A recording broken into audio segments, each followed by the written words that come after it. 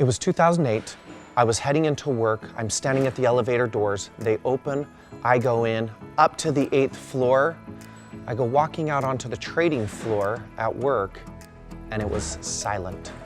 Where typically there's a lot of noise and chaos and things going on, dead silent.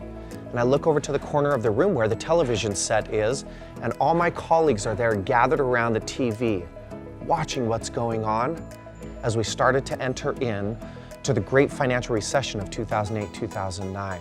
Working in the financial services industry at that time was pretty chaotic and frankly pretty scary. We know across the board, everyone lost about 40% of their money, including myself and my clients. I successfully was investing in a way where all of us also went on this massive roller coaster ride. Now, through this experience of 2008-2009, there was one thing that I quickly learned during that time period that actually bothered me quite a bit at that time, and it was the principle of diversification. I had been taught working there at this broker-dealer, as well as during my undergrad program, that if you diversified your assets, large cap, small cap, this cap, that cap, you're going to be fine. It didn't matter where anyone was investing in the market at that time. Everyone lost 40%. But it really bothered me. Soon thereafter, I entered into grad school, went into the next kind of chapter and phase of my life, and I was seeking out a different way, a better way that I could invest my own money in the future without going on that roller coaster ride. And I came across a different version of diversification.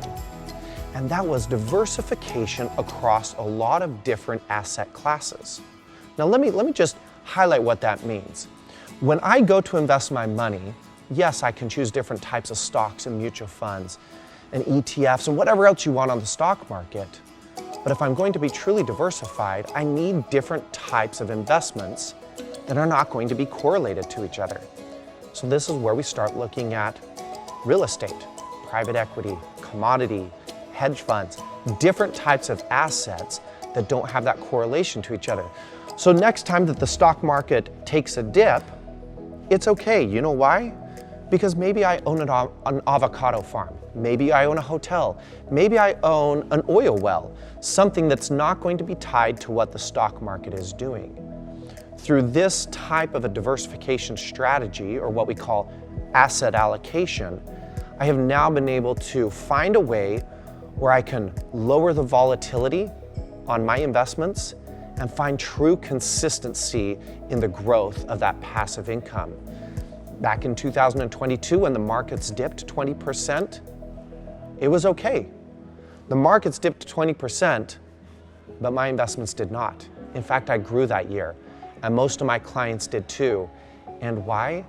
Because we had true diversification across a lot of different asset classes. My focus and my goal is to make sure that my money, my clients' money, is staying truly diversified so we can see that consistent growth.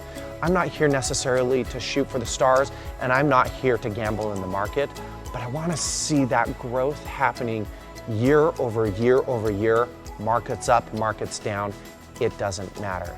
That's my goal, that's my focus. I'm Justin Martin. I'm a Senior Wealth Advisor and CEO of Legacy Wealth Management. Thanks.